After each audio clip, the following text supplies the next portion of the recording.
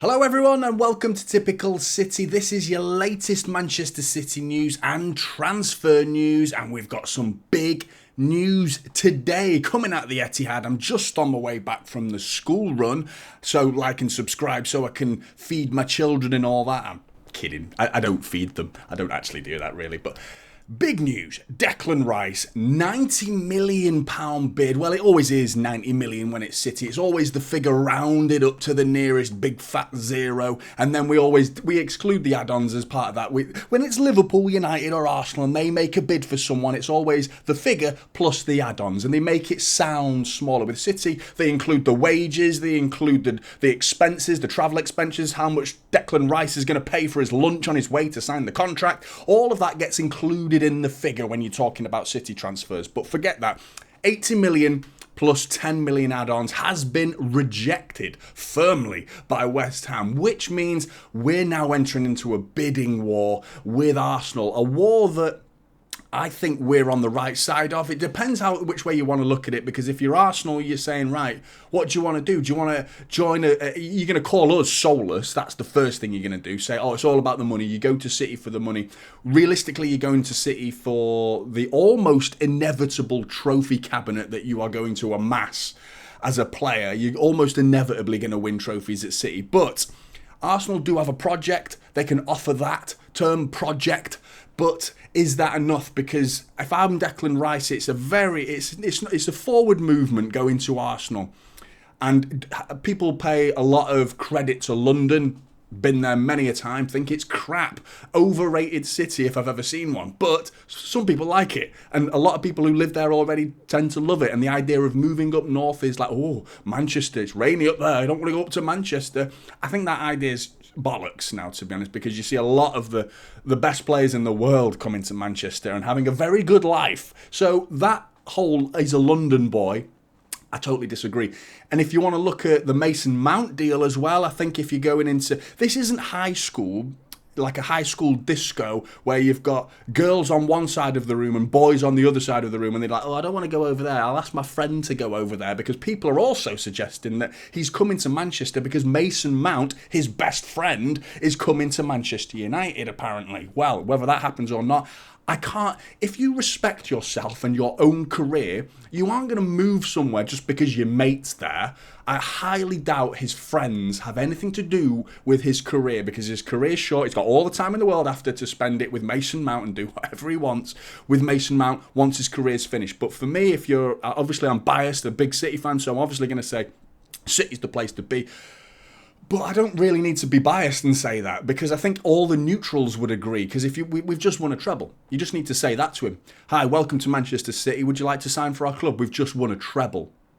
Oh, where do I sign? Where the fuck do I sign then? Because it's a no-brainer for me. And I think if you're Declan Rice and you've got a couple of brain cells in there to suggest what's the best place for you and your footballing career, then City. It's obviously City. It's inevitable. The question is, how far does City go with this bid? How far do we take this war with Arsenal? There's also rumours of United being involved, but they're not going to get involved. I think they've already fluttered the idea of putting in a bid for Declan Rice, but I mean, stay in your lane, United. You're now small fry. You're not at the league that we're playing at anymore. You're not playing at that. You can't attract the players that we can. The treble-winning Pep Guardiola-managed football side, the best side in the world right now. That's why Declan Rice is being involved in this conversation, because we are the place to be. And United need to stay in their lane, and I don't think they're even going to get involved. I do think Arsenal's a realistic chance because of the fight that they put up against City, but we can't also forget the lack of fight that they put towards the last 4 or 5 games of the season, where they just capitulated. And Declan Rice will have seen that. Surely his agent will have said, he might make that difference, though. He could argue his arrival could make that difference at Arsenal. He could turn up and see Arsenal over the line in a title-winning run at the end of the season and have that guile about him and that aggression and determination to get to the finish line, rather than do what Arsenal did and finish the end of the season in a bit of a wimp, really, a bit of a nothing, a bit of a wet lettuce end of a season. So with Xhaka potentially leaving Arsenal as well, that's an obvious replacement for him. So it's a loss for a gain, whereas we've obviously lost Gundogan, and I think that's the question: is what position is Declan Rice going to play in? I think we saw towards the not towards the end, even the second half of the season, Pep Guardiola had this vision of a double pivot, the two defensive midfielders of Rodri and Stones sitting in there, and Stones was given more of a license to what, particularly the last 4 or 5 games of the season. That Champions League final, he was spent most of the time in their half, in Inter Milan's half. So I do think that suits Declan Rice. And not only does that suit Declan Rice, but that benefits City from a defensive point of view, because I think now we can push Stones back into the back three. The likeliness is Laporte is probably on his way out, but we already had 5 world-class centre-backs with Ake, Diaz, Akanji, Stones and Laporte. I think Laporte going, I don't think we actually need to replace him, to be honest, because I think 4 world-class centre-backs in those positions, we had enough. The issue is as well, Walker would have to probably come in. Whether he's going or not, that definitely needs replacing.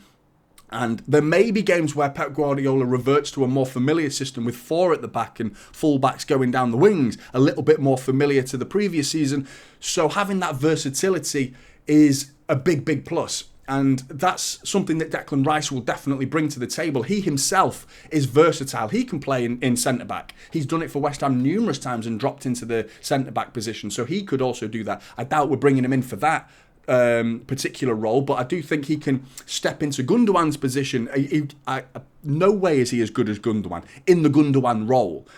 As an overall midfielder, he has the potential to be one of the greatest box-to-box midfielders ever in the world. He's an incredible player that can do both ends of the pitch to extreme levels. I do think the attacking side of his game hasn't really been showcased. I don't think West Ham let him off his leash. So to criticise him for a role that we've not even seen yet is harsh. It's like asking Ederson, well, Ederson doesn't score enough goals, is it? Well, yeah, he's not up front, he's in net. So it's a stupid argument to say that he's not got enough going forward, because the glimpses that I have seen have been impressive. I think his overall attitude, what he brings to the squad is going to be interesting, because we do have a big English contingency in there.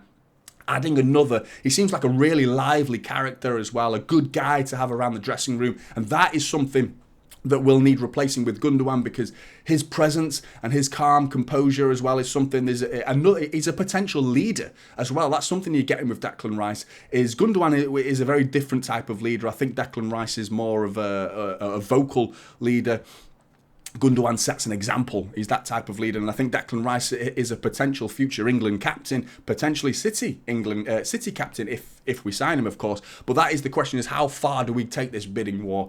I think that was just a testing the waters, almost an insult, I think, to West Ham, almost like a statement rather than a genuine hope of signing him, because I don't think we're going to get him for that price. I think they're going to go for 100 plus. At least. I think you're looking at probably 100, maybe 10 million add-ons. They're asking for 120, and I think they're sticking their feet in the ground and saying that is it. That's what we want, is 120 million. Take it or leave it. And will Arsenal go that high is the question, because City can afford it.